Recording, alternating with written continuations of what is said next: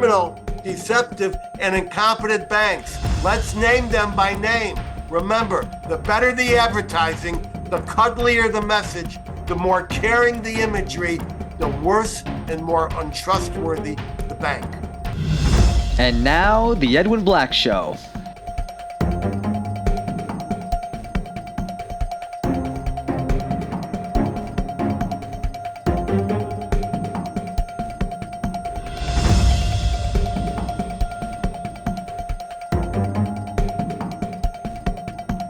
Sponsored by the books of Edwin Black, available on Amazon and at booksellers worldwide. And now, here's Edwin. Hello, I'm Edwin Black, investigative journalist, historian, and human rights author of 225 editions in 40 languages in 190 countries worldwide, including IBM and the Holocaust, War Against the Weak, and the Farhood, as well as many other books. This is a show for opinion makers and decision makers, not mass clicks. So if you think our show's content is meaningful, spread the word throughout your most informed networks. Subscribe for free alerts at theedwinblackshow.com. And if you want to support our work, we need your assistance. Please visit theedwinblackshow.com/support. Your help, big or small, assures our complete and utter intellectual and uncensored journalistic independence. Go to theedwinblackshow.com/support and keep us independent. Today's episode is made possible and sponsored without any preconditions, requests, or stipulations by Save the West, plus the ethics bestseller Values That Shaped the World, and the International March of the Living, soon to take place at Auschwitz in Poland. If you would like to honor someone with a sponsorship, contact us. That said, remember, I only speak for myself and for history. The same goes for my guests.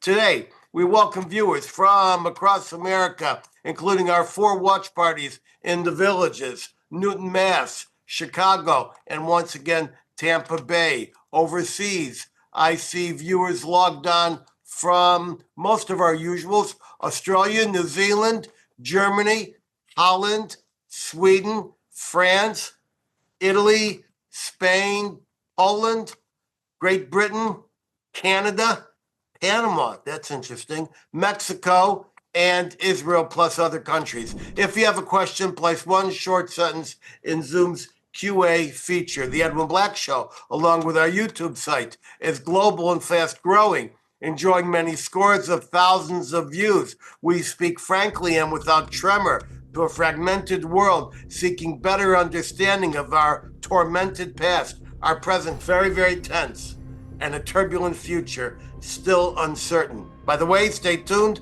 for my special word of wisdom at the very end of the show, just before I sign off.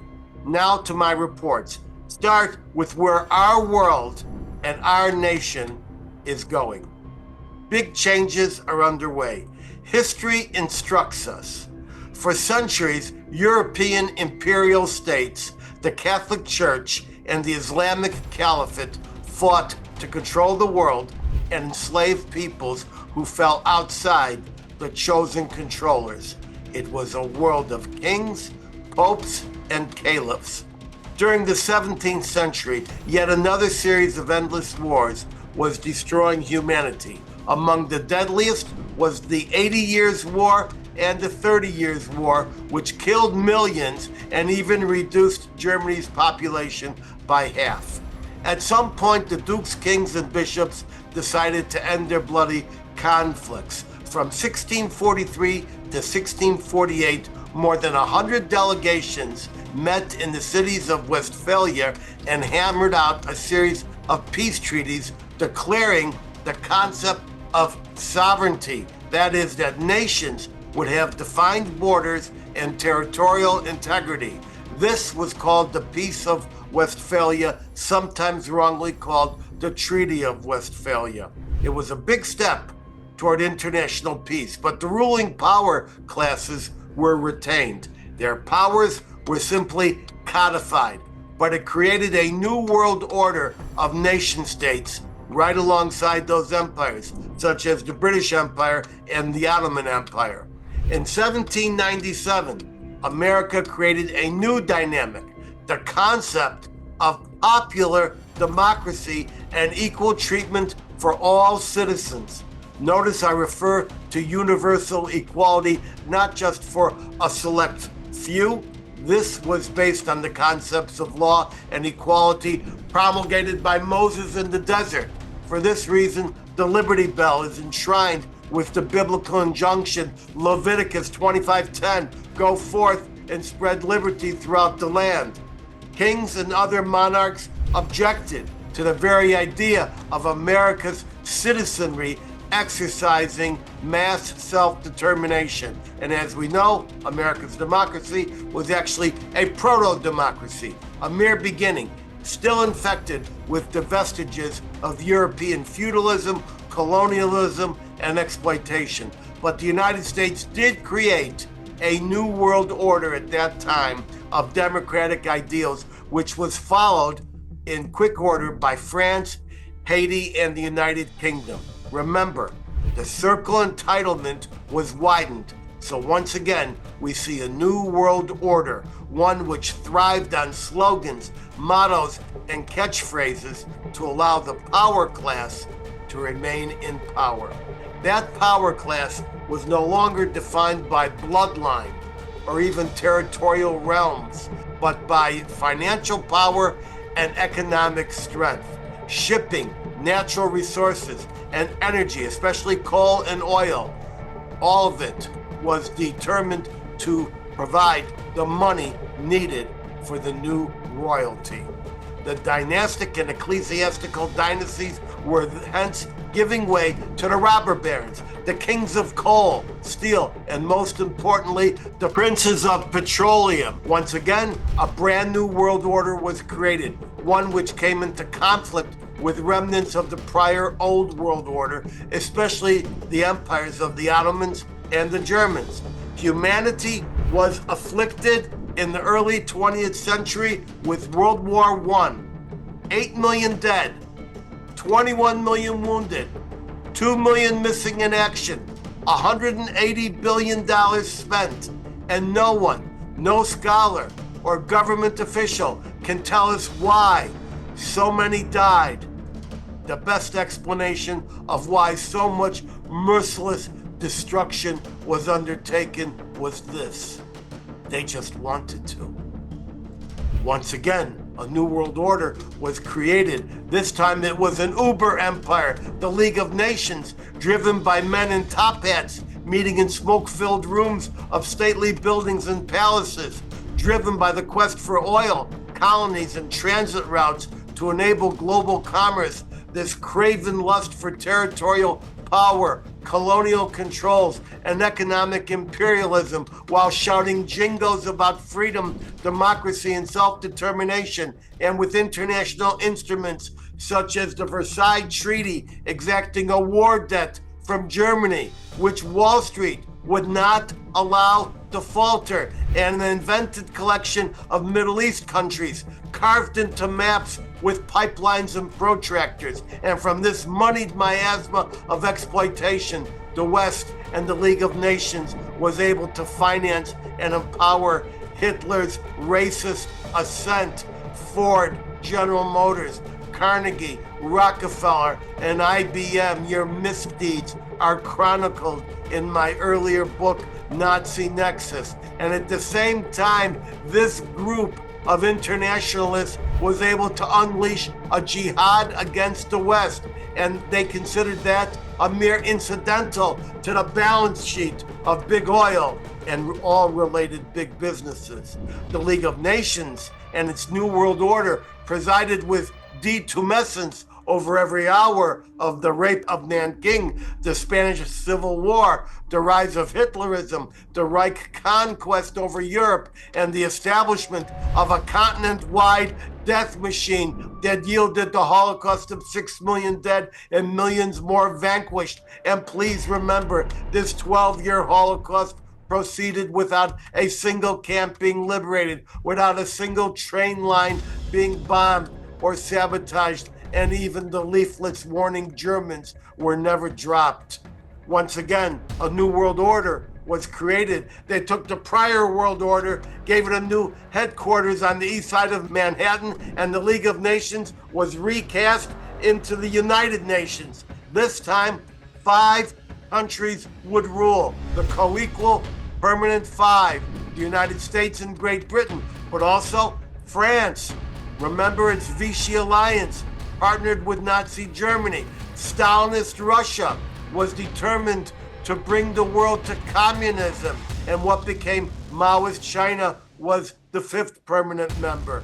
This newest of the new world orders was never devoted to freedom, equality, and liberty, but to a standoff with fascism and communism. Stalin was handed Eastern Europe. NATO and the Warsaw Pact military alliances were created. The European Union was created. It began as a coal and steel cartel to ensure price fixing, like OPEC does for oil.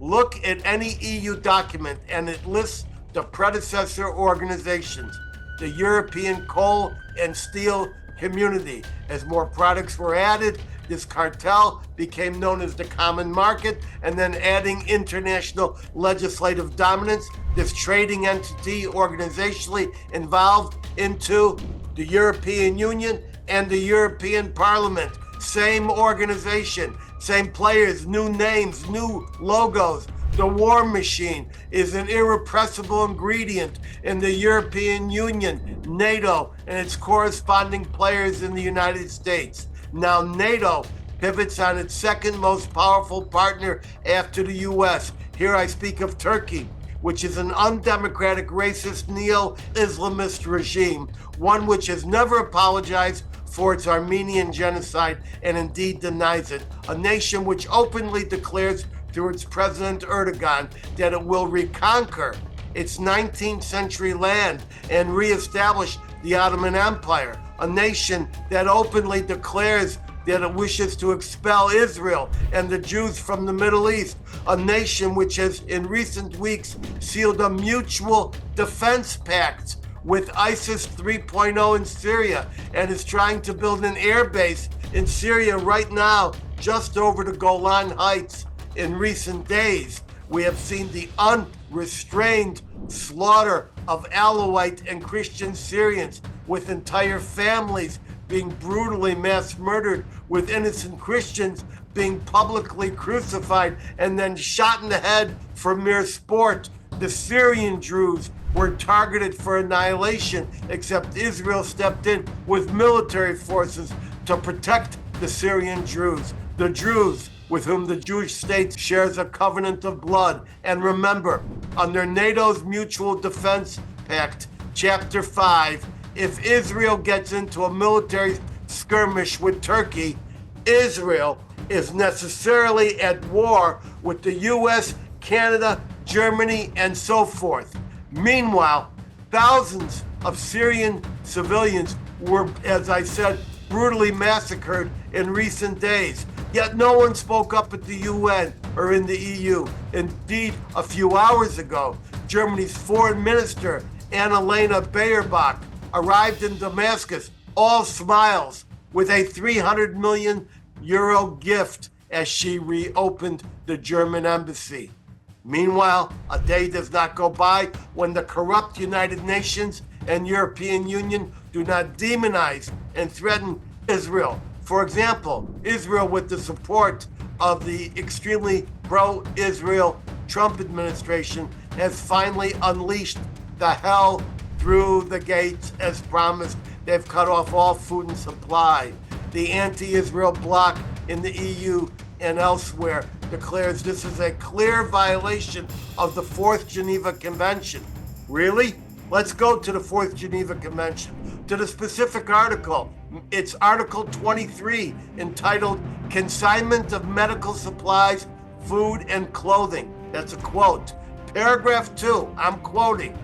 The obligation of a high contracting party to allow the free passage of the food consignments indicated in the preceding paragraph is subject to the condition that this party is satisfied that there are no serious reasons for fearing, one, that the consignments may be diverted from their destination, two, that the control may not be effective, and C, that a definite advantage may accrue to the military efforts or economy of the enemy. The enemy, that's Hamas. You understand the picture now and the legality. We have waited too long to get our hostages back and defeat Hamas and relocate this ISIS-style cradle-to-grave murder society that has been created since 2005. Now, why have I covered all this world history and the sequence of new world orders? Because under Trump, another new world order is being created, one which defies the concept of endless war. In Ukraine, we see Putin's buildup, global awareness of his intent to retake the borderlands in a country whose very name, Ukraine, means borderland. This after years of Ukraine and NATO threatening Russia militarily on the record in full public display. Biden not only permitted the invasion, he suddenly, without explanation, reversed the Trump administration's earlier ban on the Nord Stream pipeline, feeding Russia billions of dollars in oil revenues. And eminent politicians were actually sitting on the Nord Stream board, and this made it possible for Russia to invade. Now, why would he do that? This means we may see corrupt and outmoded post-war vestiges, such as the United Nations, be replaced by something new, perhaps a covenant of democratic nations, as I have advocated. We may see NATO falter as no longer workable, with a bad actor like Turkey as its strongest continental member. And in the process, Trump says he wants to demilitarize the world's war budgets and vastly reduce the atomic arsenals of all nations.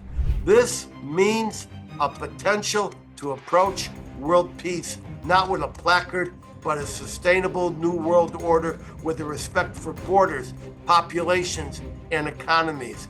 Basically, we could be looking at the Peace of Westphalia, but for the modern era, where prosperity and peace are not just words that begin with the letter P, but yield real shalom.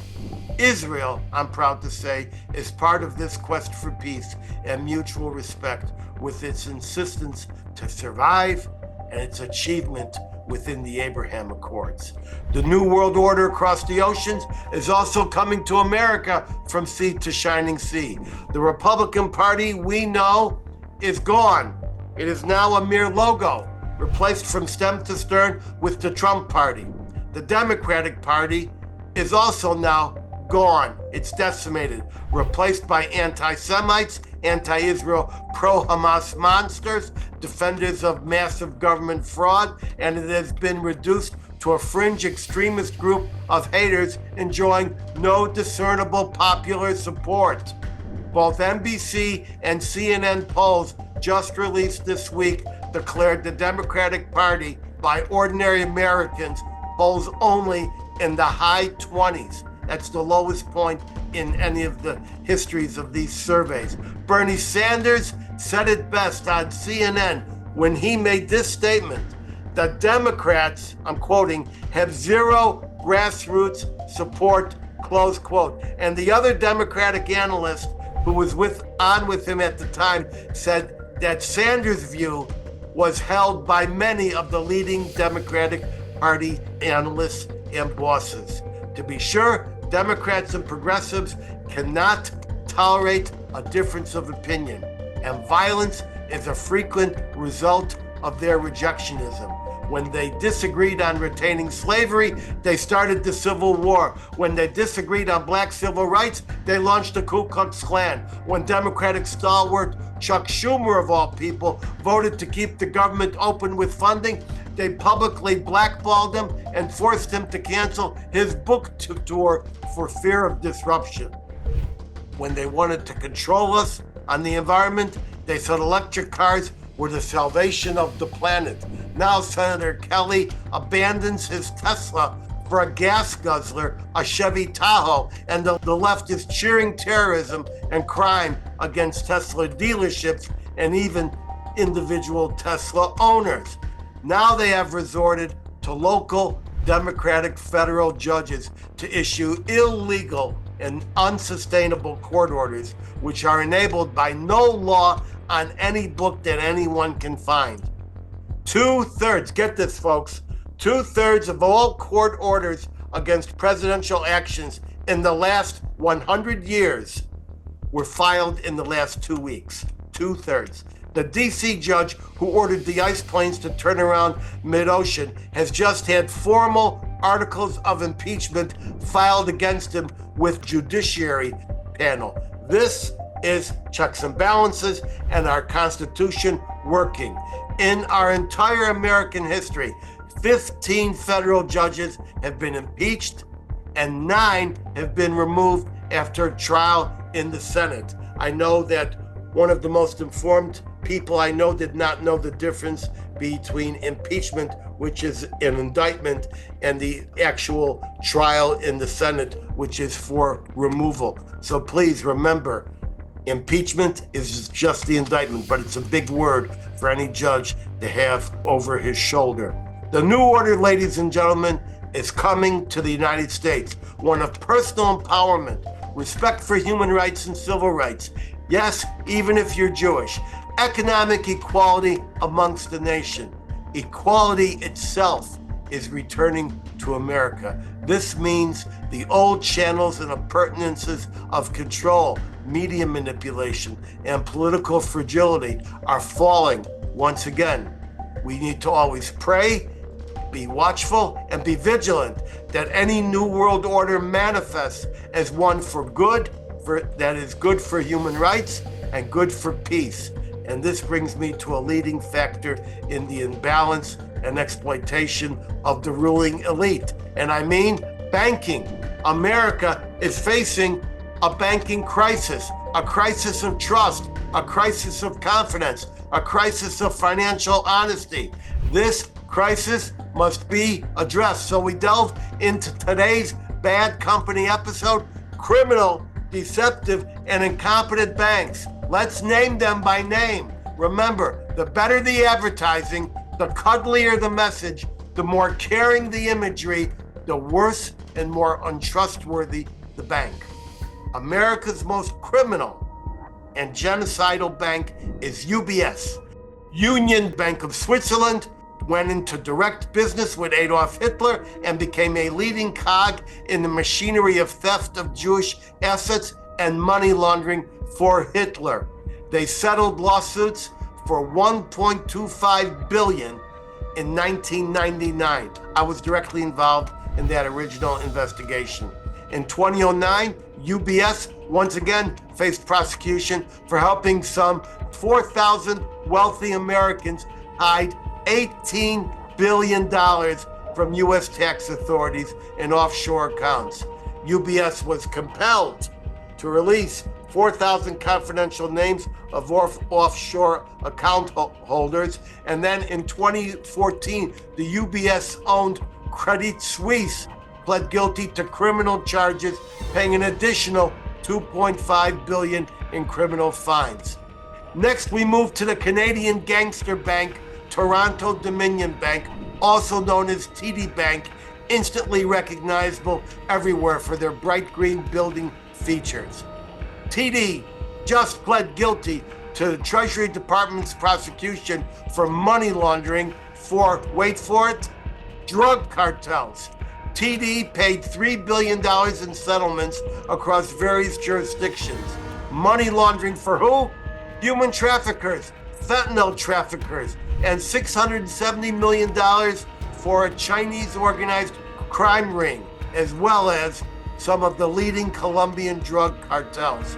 Another profoundly criminal bank is Wells Fargo Bank, which committed the cardinal banking sin of opening millions of unauthorized accounts to pressure people into service fees they didn't have to pay. Wells Fargo paid a $3 billion penalty to the prosecutors. Bank of America is among the worst, and Bank of America paid the government $772 million for illegal credit card practices, including deceptive marketing and charging for fees never received. In 2022, Bank of America was ordered to pay another $10 million civil monetary penalty for unlawful garnishments and a $225 million fine for botched disbursement of state unemployment benefits during the COVID-19 pandemic.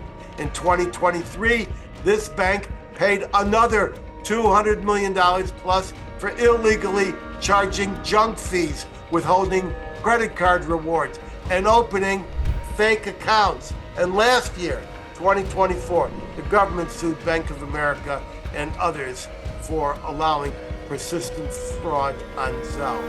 Now to the pressing question of debanking. This can affect everybody. Debanking is where a bank suddenly and without explanation gives its customers, including its top customers, a certain number of weeks to close their accounts under forced conditions. Usually it's about 6 to 9 weeks. I have seen these short letters which demand the customer suddenly close their account.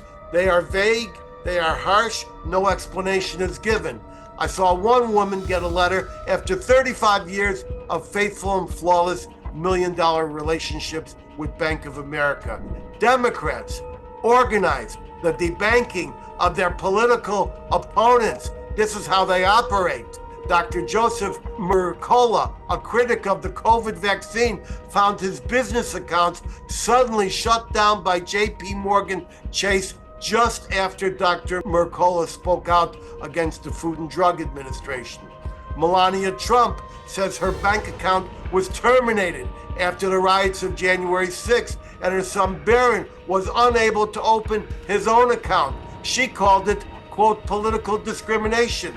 Include the banking industry has a new term, PEP, politically exposed person. Jews and Israel-connected accounts have been terminated without cause.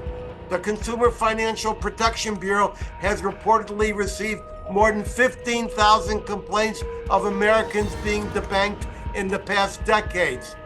In many ways, this awful movement began under Barack Obama with something his administration called Operation Choke Point. JP Morgan CEO Jamie Dimon stated, "We don't debank people because of political or religious affiliations, but there are a lot of things that can be fixed. We should fix them. The rules and requirements are so onerous, and it does cause people to be debanked, in my opinion, who should not be debanked." Close quote. What does any of that mean?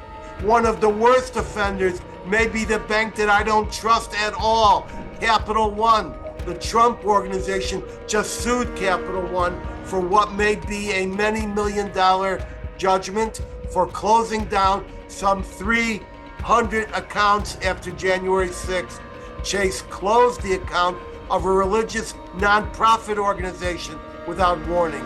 When asked to reconsider, they reportedly demanded, get this, to see the group's confidential donor list and a list of candidates they supported in upcoming elections. To help us understand more, I've invited Wall Street financial guru and hedge fund all-star, Ken Abramowitz. Ken, I want to ask you a question. How long have you functioned on Wall Street?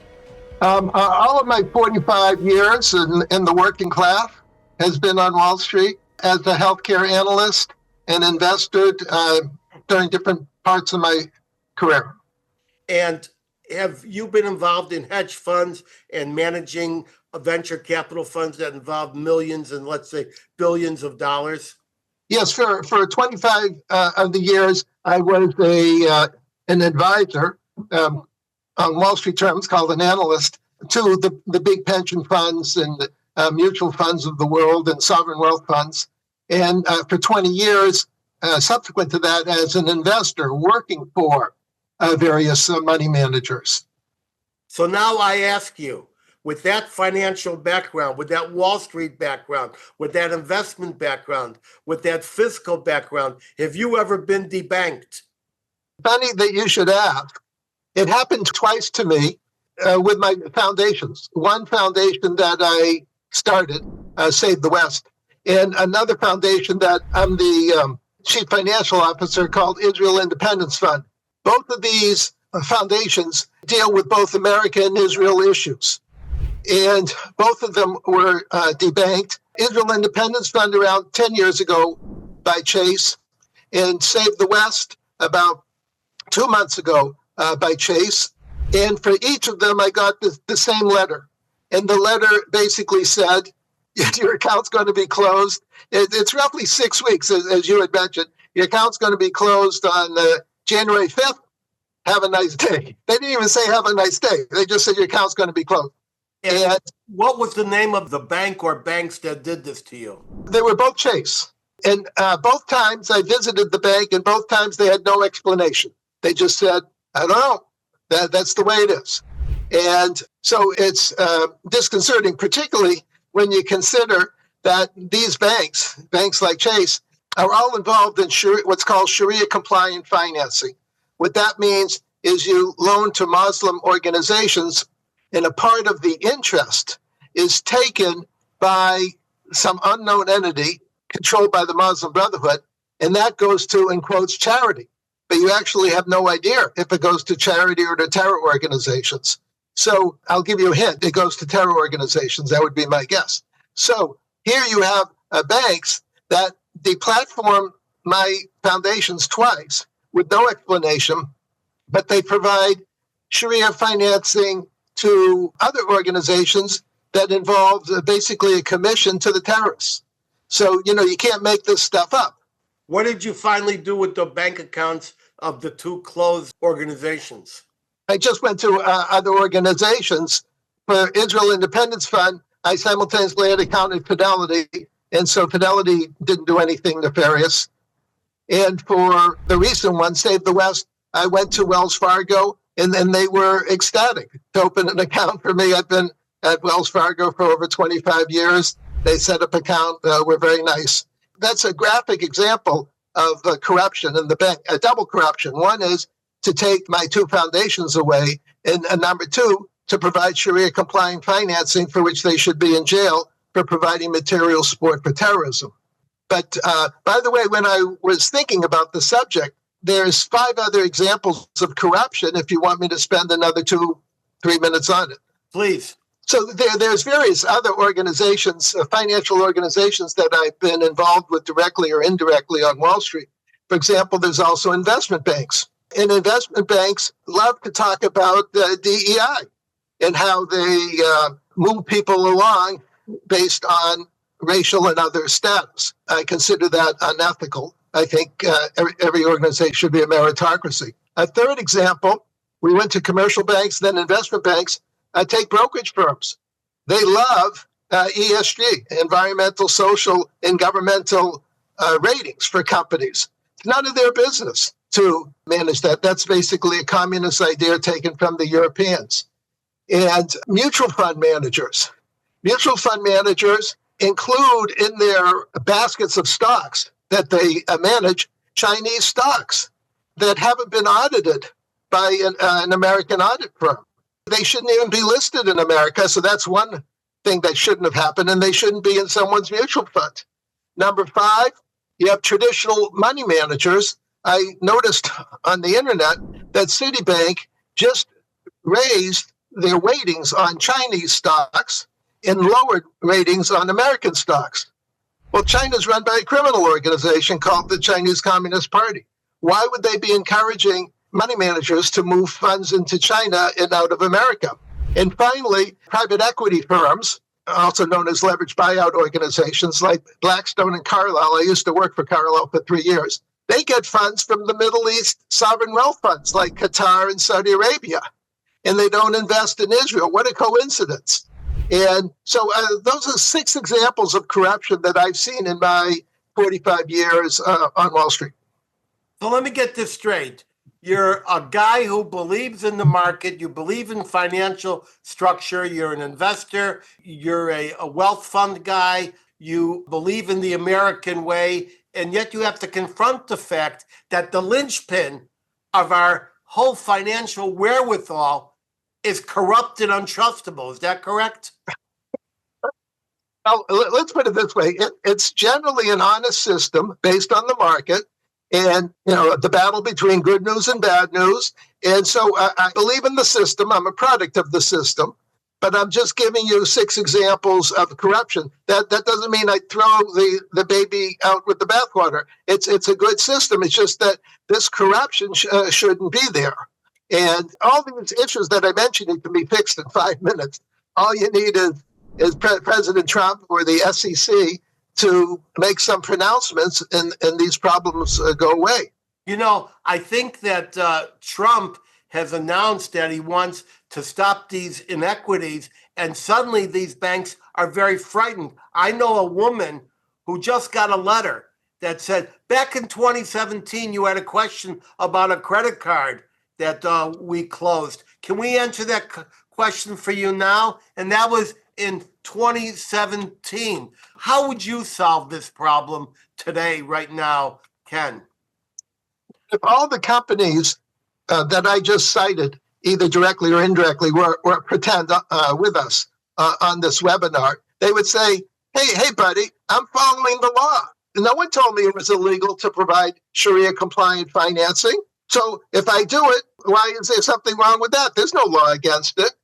And DEI, well, the Democrats told us that you're ethical if you use DEI. The Republicans now say you're unethical if you use DEI.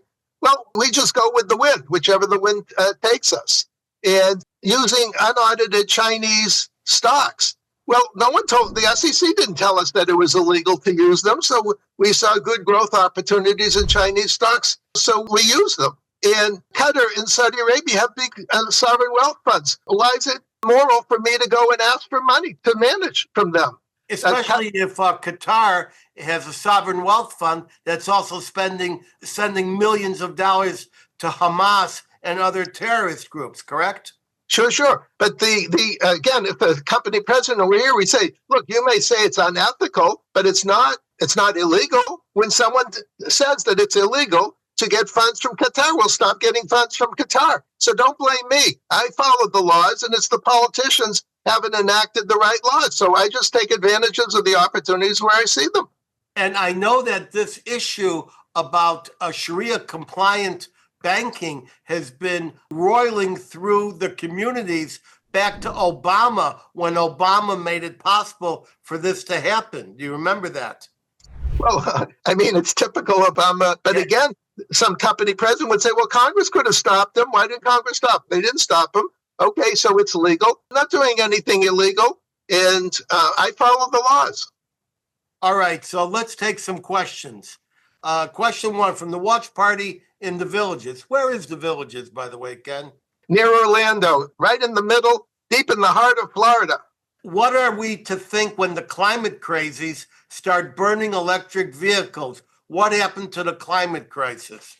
All right, I'll answer first, and I'd ask you to reply with a 1-minute response. What are people to think indeed when we were told that every molecule must be moved to save the environment, nothing was more important, and that there was a German group called The Last Generation, and they were sitting down and blocking highways and attaching their hands to artworks. And now what are they doing? They're firebombing, protesting, and demonizing Tesla.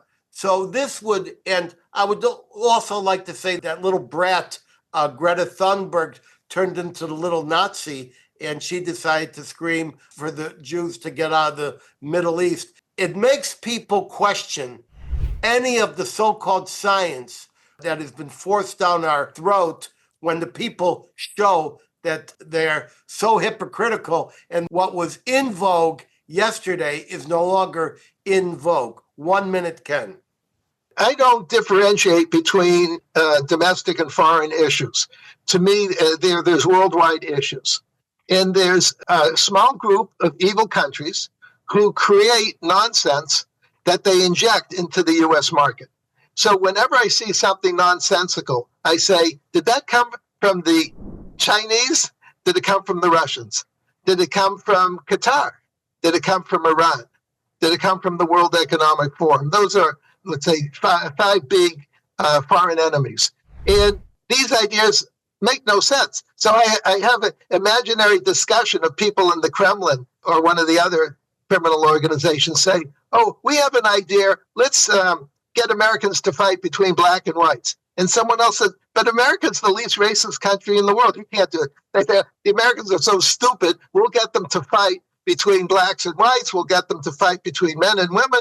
We'll create all these carbon dioxide is suddenly a poison. And someone else says, you think the Americans are stupid enough to fall for that? And someone else starts laughing. Yeah, they're stupid enough. And our agents in the Democrat Party will push this nonsense through. That's the way I look at nonsensical arguments.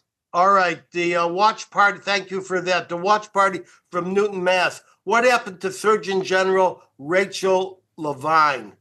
I'll answer that. Rachel Levine, which was a man, Richard Levine, I believe his first name was, had 2 children, was appointed Surgeon General, acting and identifying as a woman called Rachel Levine. When Trump was elected, she left her position. Watch party in Chicago. Why do you oppose DEI? Okay, I'll start first and I'll give Ken 1 minute. I oppose DEI because arising out of my study of eugenics, of Nazism, and Bolshevism. And in each of those 3 systems, certain people were valued more than others, some by a lot and some by a little. And that led to genocide and mass persecution. It did in eugenics. It did, of course, in Nazism. It did, of course, in Bolshevism. I have a personal conviction that all people are created equal and have equal value.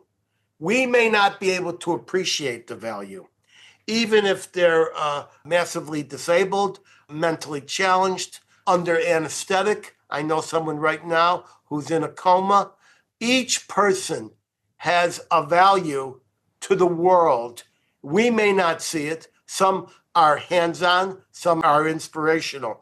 So I deplore DEI because I'm a man of equality. 1 minute, Ken. Take an example of meritocracy. We still have some examples of meritocracy. Take a football team. A typical football team is 70% black. That's what articles that I've read say. Can you imagine I walk up to the coach and I say, Coach, you know, blacks are only 13% of the population. I think you should cut all those players, get down from 70 to 13, and then bring in more white players. And by the way, Jews are 2% of the population. You should have 2% Jewish. And the coach says, you want me to win or lose? Okay. I have a team right now based on pure meritocracy. The reason it's 70% black because they're damn good. When they run fast, they catch balls. That's what they're supposed to do. That's what I pay them for. I don't want to listen to this nonsense of bringing in whites who are also good, but in the pros, you got to be great, great, great. And Jews aren't big enough. The players will run over them. So I don't want to listen to this nonsense. Well, that's the correct response by that coach. And so I believe in meritocracies just like in professional sports. Well, as the one who spent many hours in my youth running the court with big black guys on the south side of Chicago, if you would ask them to divide up the team for some kind of social fairness, your bones would be broken pretty fast. In order to play on the south side of Chicago, you had to do one thing, sink the ball. And if you could sink the ball, it didn't matter what color you were, what height you were, and what religion you were. Thanks for that. Christine in Indiana, have any American banks debanked customers for political reasons, right or left? And if so, which ones? And the same I would ask about international banks. So have we been able to ascertain that it's some form of active or passive political move to debank people? Well, I'm an example of it happened twice to me. So I'm not an anecdote. I have two examples. And both of these foundations had a foot in America, so to speak, and a foot in Israel. So you could say it was also anti-Semitism, that they saw that these organizations were very much involved with Jewish affairs, Israel affairs, as well as American affairs. So that's what the two foundations that I had in common was an Israel leg. So if you wanted to blame it on something, you could say conservatism, but I'll just guess it was 25% conservative and 75% anti-Semitism. All right. We have another question here from Indiana. And the question that I'm going to let you answer solely, since you think you know what you're talking about in the stock market, and that is, what the heck is with the volatility in the stock market? People are losing dough. What's going on? Well, there was a famous song in my younger days called Whole Lot of Shaking Going On. Some people will still remember that. And so there's a whole lot of shaking going on. That's what's going on. So President Trump is coming in. His number two has a chainsaw, and they want to shake things up because President Trump, having half succeeded his first term, is determined to fully succeed his second term. And he has to assume he only has 2 years. So they're trying to introduce 8 years of change in 2 years. And that's why there's a whole lot of change going on. Also, President Trump's introducing the uncertainty of tariff. Now, when Trump says, I want a 25% tariff tomorrow, he doesn't actually mean he wants a 25% tariff tomorrow. He's shaking up the system. And then it becomes, okay, we'll give you a month or two. And then, well, it doesn't have to be 25. How about 15 or 10? So Trump's a reasonable, rational guy, but he purposely negotiates in the public with huge extended goals to shake up the other countries. And so the stock market gets bent out of shape when they see that. But after a while, the stock market says, it's just another Trump negotiating ploy. We understand, and we trust Trump. So basically, the stock market still trusts Trump. And that's why you don't see massive volatility.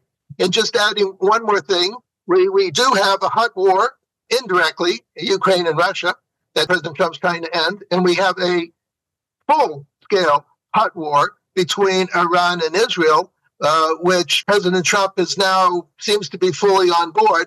And there's going to be a whole lot of bombs falling in the Middle East over the next 6 months. So that bothers people. That adds to the volatility, particularly the price of oil.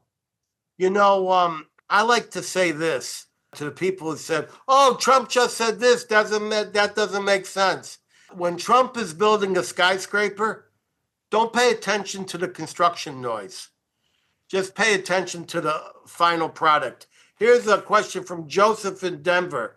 Can you tell me one or two banks that you don't trust? Okay. I would say two of the worst banks that I can think of is Truist Bank and PNC Bank. Now, Truist Bank was a merger between a lousy bank called SunTrust and an excellent bank called BB&T. And BB&T was just a wonderful bank. It was a neighborhood bank that became large. It became a regional bank, and it was all over the East Coast. Now it became this monstrosity. Truist Bank could never merge the computer systems. They make mistakes. They don't admit their mistakes.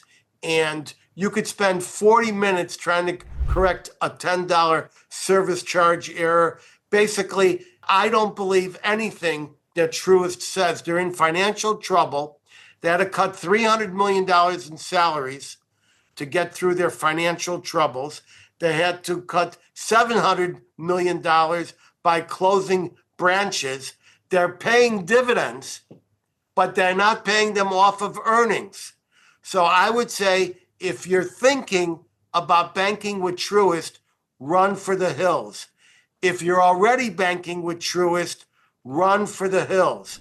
Now, PNC, which says we're the boring bank because we just have traditional banking. PNC, I also consider to be incompetent, not to be trusted, especially in terms of credit granting. But I will say this, ladies and gentlemen, we're filled with crooked banks. Bank of America, Wells Fargo, incompetent banks, Truist Bank, PNC. A lousy bank can only exist with wonderful staff. To have good people working for them. Don't take out your frustration with the bank on the individual. I have a habit now. I say, excuse me, thank you very much for talking to me. The conversation may go negative, but it won't be negative toward you. What do you think about Truist and PNC, Ken? Well, I can give you an anecdote about both of them. When I first moved to Florida about 10 years ago, I decided I like supporting my local bank, my local dry cleaners, my local everything, my local pharmacy. And so I kept driving by a PNC Bank and a Truist. That was when it was called by its precursor name, and that you cited. And so I walked in and I said, I'd like to open up a checking account. They go, okay, great. So we sit down and say, and I'd like a $5,000 line of credit. They go, why do you want a $5,000? I say, because when I open up an account, I never keep track of my checks very closely. And roughly I do. But I can make a mistake by $10 and you're going to bounce the check. So with a $5,000 line of credit, I know I'm not bouncing any checks. Well, but we see in your credit rating, you have other accounts with lines of credit. I say, yeah, because I do it. It's standard operating practice for me. I'm only asking for $5,000. It's not like $1 gazillion here. And both of them said, no, you can set up a checking account, but no line of credit. So I said, well, forget it. What do I need you for? So I put that down as incompetence. They should love new people who just move into an area, and there should be a welcome mat for them rather than giving me a hard time. So they're in the incompetent category as opposed to the corrupt category of the larger banks that we discussed. All right, I got another question here from Helen in Miami. I think she's asked a question before. Why are all the people on CNN and MSNBC so angry and sad all the time? And on Fox, it's so upbeat. Helen, the reason is because the progressives, the left, and their shrinking media base, they're entering a phase of rage. They can't convince anyone anymore with CNN, with MSNBC, New York Times, Washington Post. They've lost 90% of their readership on the online app at the Washington Post. MSNBC is gushing jobs and will soon be spun off from its owner, Comcast. CNN is depressing. No one cares. Their big guns have now turned to home podcasts with handheld telephone cameras. They're unhappy. And I can tell you that I have a lot of friends in that mix, in Florida, in New York, in California, in Minnesota, and they're depressed. Democrats are depressed. And not only are Democrats depressed and admitting they're depressed, many of them are turning to rage, and some of them are turning to violence. But there's a new sheriff in town, and these guys who are throwing Molotov cocktails will soon discover that they're going to the can for terrorism. You have a 1-second wrap up there, Ken? Well, I call what's going on is a continuation of the Bible. In the biblical times, both the Old Testament and New Testament, roughly 3,500 years ago for the Old Testament, the Torah, 2,000 for the New Testament. Every time I read a chapter, I try to say to myself, well, what's the message? What am I supposed to take away from? And I go, oh, it's another episode of God versus the pagans. In this chapter, the pagans won. But when I get to the next week, the next chapter, the pagans are going to lose. So it's God versus the pagans. Okay, and now I have to notice you don't really know what a pagan is, but I know what you're talking about. But pagans are a different group and class of people with their own worship system. So what else about these? Well, I call what I call the Reds, the Greens, and the Blues, the communists, the Islamists, and the globalists. I call them pagans because they believe in false narratives. They believe in some, whether it's climate change, DEI, CRT, whatever the false narrative of the day is. I call it. I try to simplify things, so I call it God versus the pagans, and the pagans are upset that the power of God or the power of conscience or the power of the rule of law is taking over, and their false narratives are falling just like the idols of yesterday here, and so they're very angry. All right, so we're out of time. Thank you, Ken. I want everybody to hold for my closing word of wisdom, just 2 minutes away. But first, I thank my very knowledgeable guest, Ken Abramowitz. I hope you get a bank account somewhere. I also want to thank my talented international team, including Nick in London, Lance in Michigan, Wes in the Bay Area, Carol in Maryland, as well as many others in numerous additional cities around the world. I'll see everyone back here in 2 weeks at 3 p.m. You want to be a friend of the Edwin Black Show? Go to theedwinblackshow.com/support. Keep me independent. You want to hear me in person? Watch my website for events. Consult my events page at edwinblack.com. Until then, head over to any Barnes & Noble in the USA or any Amazon, Walmart, iTunes, Google Books, Kobo, or Audible.com platform in 190 countries across this roiling, toiling, boiling planet, where you can find any of my 225 book editions, such as IBM and the Holocaust and Banking on Baghdad, which is not a book about banking. And if you want an autographed copy, hit edwinblack.com and click books. Get access alerts to participate live in future shows at theedwinblackshow.com. You'll see a much enhanced and exquisitely produced version of this show in about a month and prior episodes by subscribing to our YouTube channel at The Edwin Black Show and click that notification button. Like tens of thousands of others, you will love them. We put new ones up each week, produced by a bold international crew. Follow me at Edwin Black Book on X as well as Facebook. And now for my closing word of wisdom. The world is changing. It will change for the worse unless you change it for the better. I'm zooming out from our nation's capital. Bless all of you. Pray for all that is unfolding before our very eyes.